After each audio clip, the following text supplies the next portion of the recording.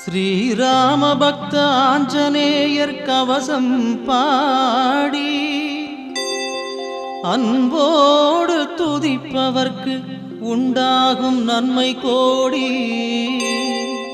பேராற்றல் கொண்டிருக்கும் மாருதி நீயே, உனை போற்றி பாட வந்தோம், நீ அருள் செய்வாயே.